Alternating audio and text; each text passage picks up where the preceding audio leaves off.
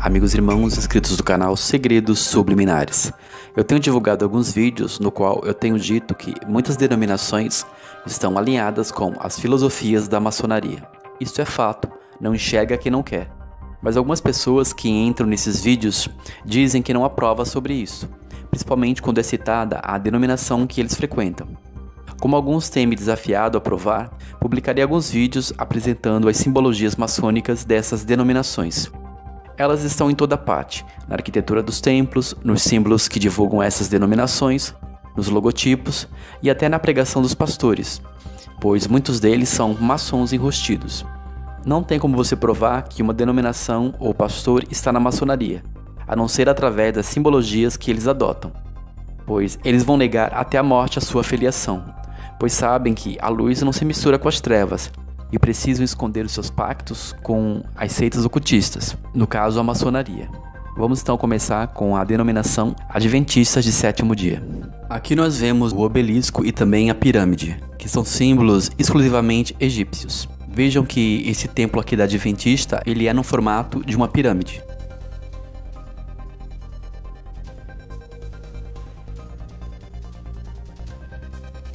Aqui também nós temos um símbolo do obelisco imprimido nessa arquitetura.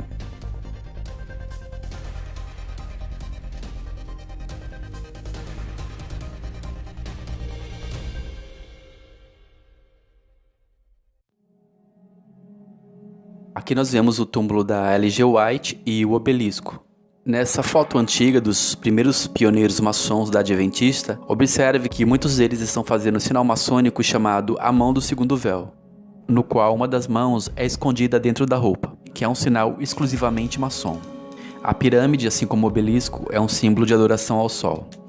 Veja que essa arquitetura faz parte do templo da Legião da Boa Vontade, onde dentro do templo existe também um espiral, bem no centro.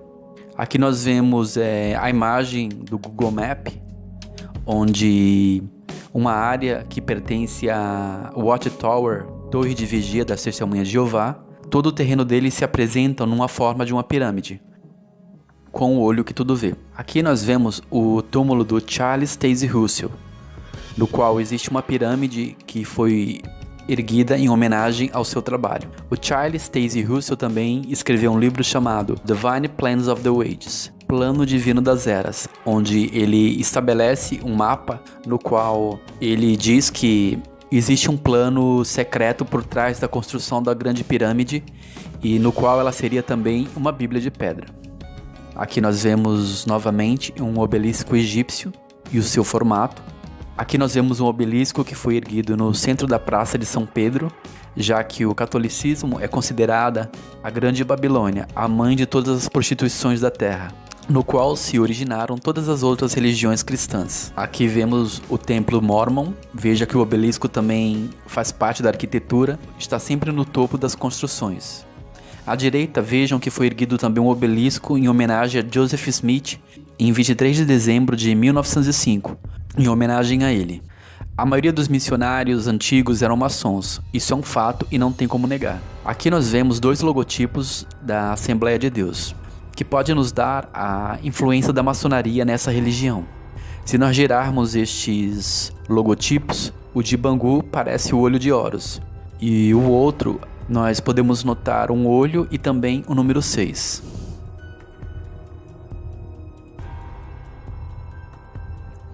Veja aqui outro logotipo da Assembleia, no qual existe uma mensagem subliminar. Existem as 3 pirâmides e no centro nós vamos ver que existe a pirâmide central, a Grande Pirâmide, com os 2 obeliscos ou com os 2 postes ídolos lado a lado, que podem também representar as colunas de Jaquim e Boaz. O segundo templo de Salomão ele foi modificado. Quando o Império Romano começou a invadir Israel, eles ordenaram algumas mudanças no templo, onde começaram a entrar algumas apostasias. Mas hoje essas colunas e o templo passou a ser adorado. Até mesmo Jesus repreendeu os discípulos quando eles começaram a adorar o templo, se maravilhar com a arquitetura dele. Jesus falou: não ficará pedra sobre pedra que não seja derribada, porque a missão do Messias era estabelecer o templo no corpo humano, a verdadeira morada de Deus. Ele diz: eu estou à porta e bato. Se alguém ouvir a minha voz, eu entrarei na sua casa e cearei com ele.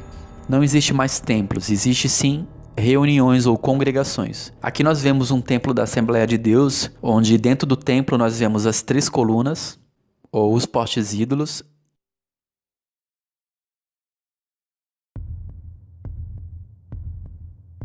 Existe uma cúpula que é bem particular da maçonaria na sua arquitetura, onde nós vemos aqui o Sol, a Lua e as estrelas.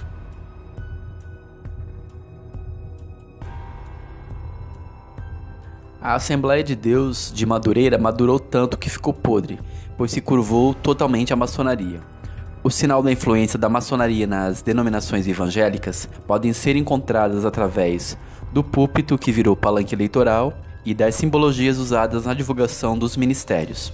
Sabemos que a maçonaria cultua muitas divindades, principalmente as pirâmides e o obelisco, que são símbolos de adoração ao sol.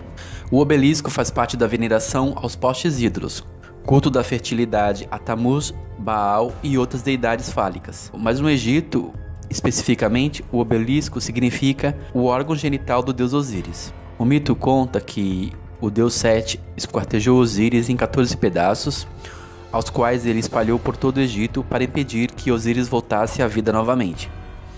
Ísis então recuperou todos os pedaços, com exceção de um, o seu órgão genital. Ísis nunca recuperou seu falo, ao qual Sete havia jogado no Nilo, onde foi comido pelos peixes. Então Ísis inventou o obelisco em torno do qual os egípcios estabeleceram um culto perpétuo, como símbolo de virilidade, renascimento, força e poder. Essas simbologias podem ser encontradas em diversas denominações. A maior organização protestante evangélica dos Estados Unidos da América, a Convenção Batista do Sul, responsável através da Junta de Richmond pela implantação do trabalho batista no Brasil, possuía naquela época e ainda hoje possui um grande número de membros maçons. Os emigrados dos Estados Unidos que se estabeleceram em Santa Bárbara, São Paulo, fundaram nessa cidade a primeira batista em solo brasileiro, em 10 de setembro de 1871, pelo maçom e pastor americano Richard Ratcliffe. Fundaram também em 1874 a loja maçônica George Washington, onde se encontravam 8 batistas. 5 deles foram também fundadores da primeira igreja, entre eles o maçom americano pastor Robert Potter Thomas, de 1825 a 1897. Bom, nós já estudamos aqui sobre as origens do protestantismo. Ele está de braços dados com o iluminismo francês. Apesar da influência maçônica para o estabelecimento do protestantismo no Brasil e no mundo, o protestantismo havia se distanciado da maçonaria. Mas o primeiro sinal de que as denominações estavam voltando à maçonaria aconteceu no primeiro encontro de pastores maçons, no dia 3 de agosto de 2011, onde mais de 60 maçons evangélicos foram iniciados, no Hotel Guanabara do Rio de Janeiro, através do rito escocês. A matéria diz que o movimento tinha por objetivo combater as perseguições ou discriminações que os maçons sofrem em suas igrejas, famílias e entre amigos. A matéria dizia: irmãos de mais de 10 diferentes igrejas protestantes disseram basta a toda a recente história de ataques orquestrado principalmente através da internet. O desejo dos irmãos evangélicos é apenas a possibilidade da convivência harmoniosa das condições de ser evangélico e ser maçom. Continuarei falando deste assunto no próximo vídeo. Um grande shalom a todos, um forte abraço e até mais. Deixe seu comentário e as suas considerações sobre este assunto. Shalom.